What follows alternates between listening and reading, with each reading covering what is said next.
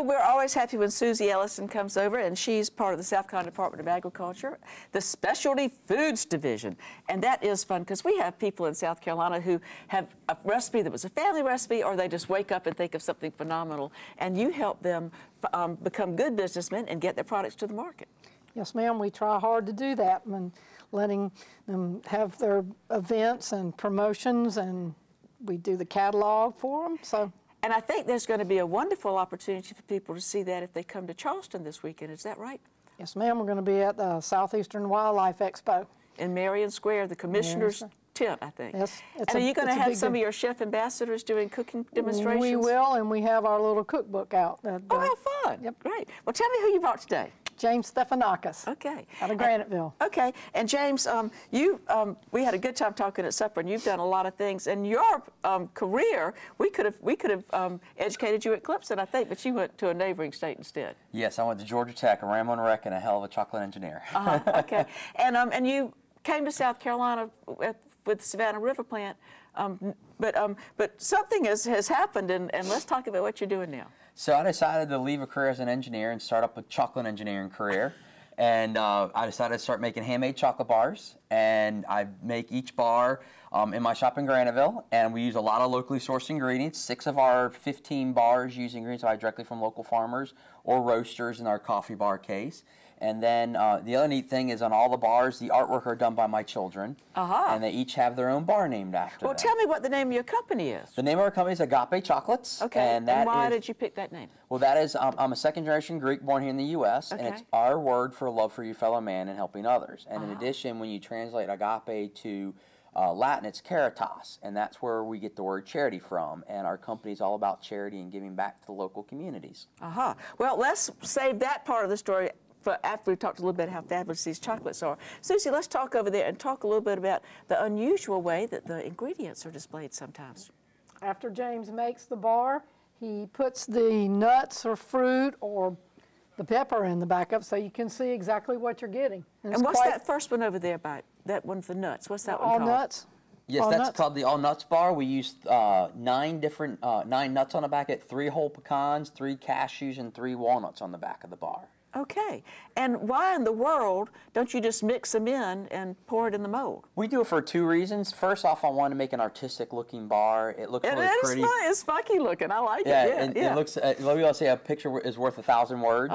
And then the other reason is nut allergens. This way we are making sure that we know what nuts are going on what bars. And so if we have someone out there with a tree nut allergy, they're not going to be exposed to it because we know, okay, this bar has nuts in it. We can separate the trays, sanitize it, clean it, keep it from potentially having someone going into an anaphylactic shock or having an allergic reaction. So you've got 3 mixers kind of, and so you don't put you put just the chocolates, the different amounts of the strengths of chocolate, I guess you call it. Yes, ma'am. We have a milk chocolate machine, a temper machine, a 70% dark chocolate temper machine, and an 85% dark chocolate temper machine. And I understand that that's your own secret proprietary ingredient. Yes, ma'am. We blend that, our own recipe. It's our own private recipe that you can only get when you buy one of our 85% super dark chocolate bars. Okay. So you don't, by not putting anything in your equipment, there's no possibility of contamination. Yes, ma'am. Okay. And that's also good for like peanut allergens. And believe it or not, a lot of people have a nightshade allergen, which is our pepper bar is a nightshade family, and of course. there are people with nightshade allergies. Yes, ma'am. Well, Suzy, let's look at that one that's got all those funky little fruits in it. Learn about that. Your seasonal Valentine bar? Yes, that is our seasonal Valentine's bar, which also is our namesake bar, Agape, and we use 3 different berries on the back of there. We use dried blueberries, dried raspberries, and organic dried goji berries. And I picked 3 berries because I have the 3 love of my lives are my 3 children. And they actually each cut out a heart and doodled on it. And that's on our label, or the hearts, since it's a Valentine's, is all about love. And when we look at these labels, Suzy, some of them are really clever. And let's see if we can find out how we got the inspiration for these. Pink dogwood. So we're a Southern company, so why not do something Southern? What is more Southern than pink dogwood other than possibly pecan pie, which we even have a pecan pie bar name? Well, you could be like Tony and me and say pecan. Yeah, or pecan pie. So we try and pull a lot of things from the South Carolina region. We have a salted caramel bar that we call our Coastal Bar. We have an indigo bar, which is our dried blueberries and crackling candy. Ooh. And we named it indigo because South Carolina got its start in the indigo trade. So Sure. we're trying to give a lot of Well, that is fun. nod back to the South yeah. and to my family as well.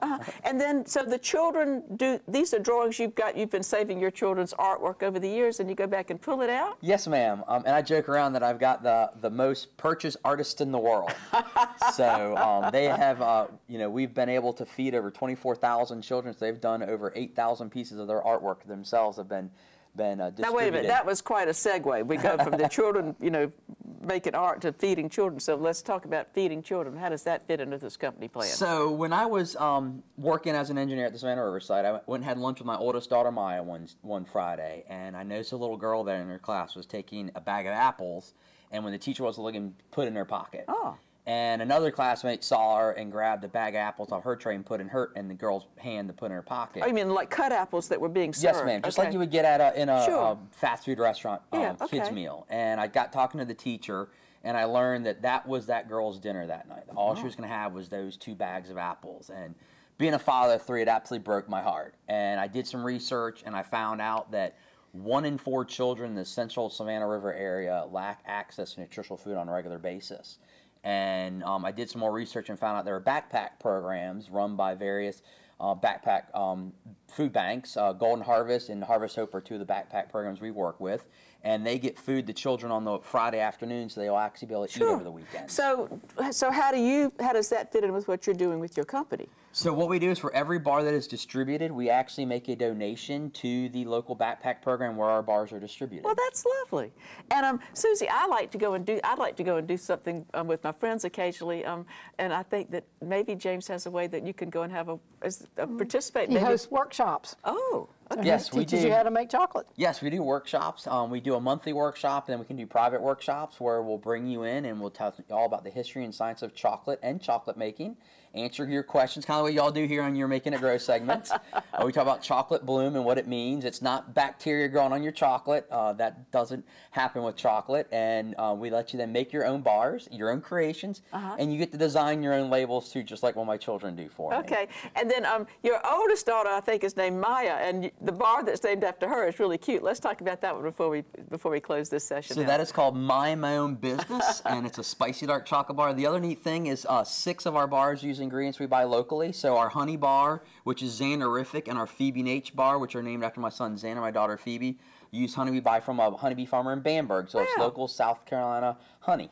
And I think that kind of fits in with the kind of the brotherhood or sisterhood. Is that kind of something the you run Department into? of Agriculture we're doing our Roots campaign now, which hopefully you've seen. We run the commercials on all the major networks. Yes. And we are the certified, which is what we're going to label our cookbook this year at Seaweed. It's not going to be Wild in the Kitchen anymore. Oh, okay. So it's going to have the certified logo on it, and Mr. James here is also certified South Carolina product. Yeah, well, and that really, first of all, that lets you know that these are South Carolinians who have come up with a plan, and they've gone through the proper steps. You can be certain of the quality and the safety, the hygiene, and everything behind The all these labeling, products. yes, ma'am. Yeah, it gives you a real sense of security, and There's also there's a lot that goes into just a small production in that, James. Yeah, it is. Oh, yes. Yeah. Not everybody has to have a chemical engineering degree, but we're sure glad you do, and we're sure glad you came to help us here tonight. Well, I appreciate y'all having me here. Okay.